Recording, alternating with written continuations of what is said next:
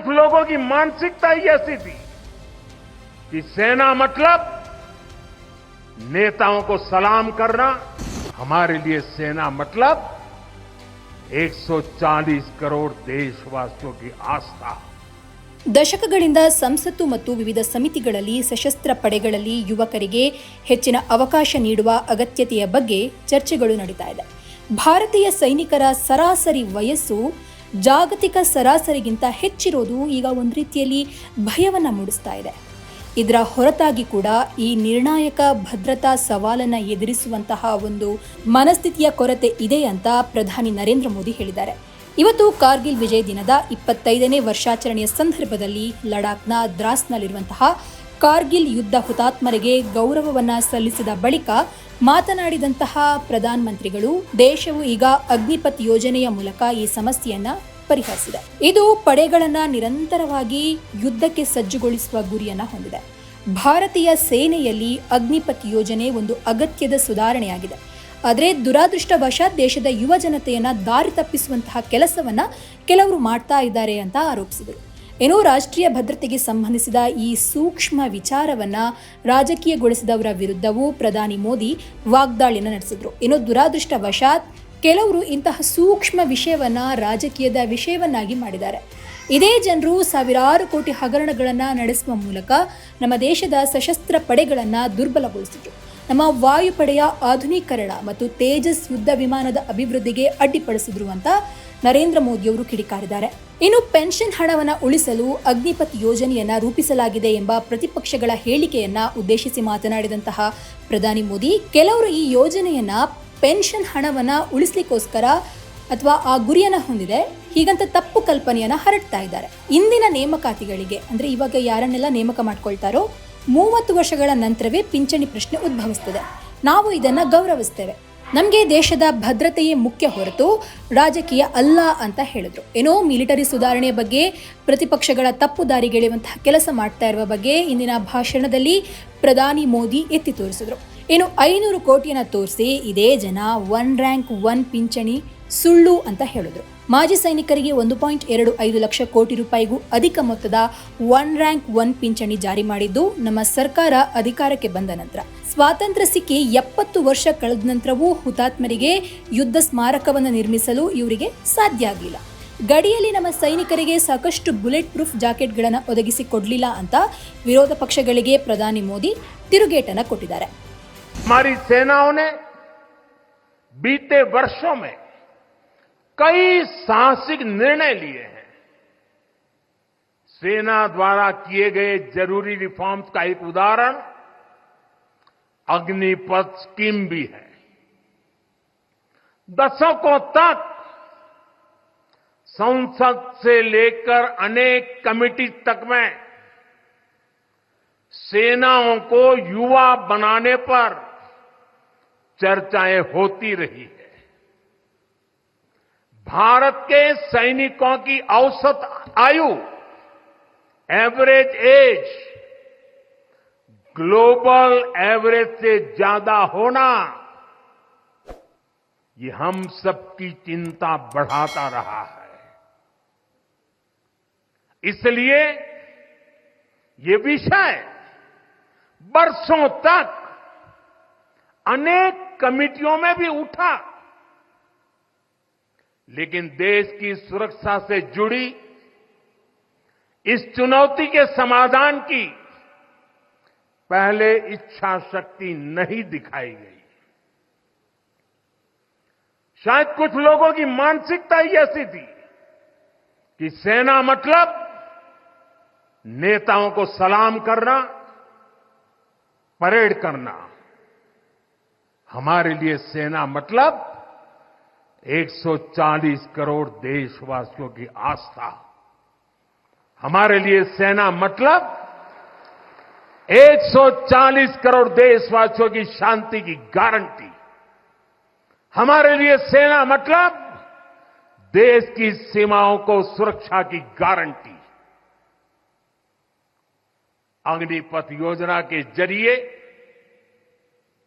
देश ने इस महत्वपूर्ण सपने को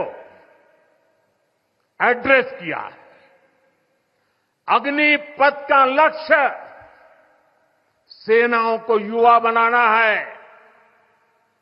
अग्निपथ का लक्ष्य सेनाओं को युद्ध के लिए निरंतर योग्य बनाए रखना है।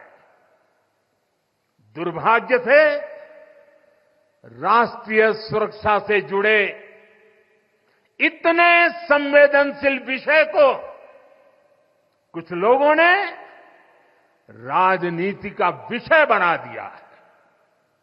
कुछ लोग सेना के इस रिफॉर्म पर भी अपने व्यक्तिगत स्वार्थ में झूठ की राजनीति कर रहे हैं।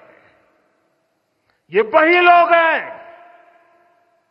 जिन्होंने सेनाओं में हजारों करोड़ के घोटाले करके हमारी सेनाओं को कमजोर किया।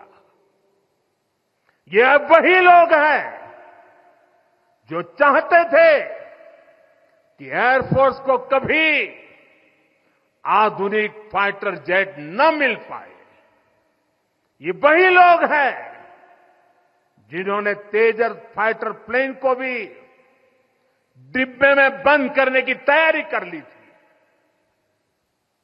साथियों, सच्चाई ये है कि अग्निपथ योजना से देश की ताकत बढ़ेगी और देश का सामर्थ्यवान युवा भी मातृभूमि की सेवा के लिए आगे आएगा। प्राइवेट सेक्टर और पैरामिलिट्री फोर्सेस में भी अग्निवीरों को प्राथमिकता देने की घोषणाएं की है। मैं तो हैरान हूं, कुछ लोगों की समझ को क्या हुआ है, उनकी सोच को क्या हो चुका है। ऐसा भ्रम फैला रहे हैं कि सरकार पेंशन के पैसे बचाने के लिए ये योजना लेकर आई है। मैं जरा ऐसे लोगों की सोच से शर्म आती है, लेकिन मैं ऐसे लोगों से पूछना चाहता हूं, जरा कोई मुझे बताए, आज मोदी के शासनकाल में जो भर्ती होगा, क्या आज ही उसको पेंशन देना है क्या? उसको पेंशन देने की नौबत 30 साल के बाद आएगी और तब तो मोदी 105 साल का हुआ होगा और तब न भी मोदी की सरकार होगी। क्या मोदी जब 105 साल का होगा, 30 साल के बाद जो पेंशन बचेगा, उसके लिए मोदी ऐसा राजनीतिक है जो आज गाली खाएगा? क्या तर्क दे रहे हैं? लेकिन साथियों, मेरे लिए दल नहीं, देश सर्वोपरि है।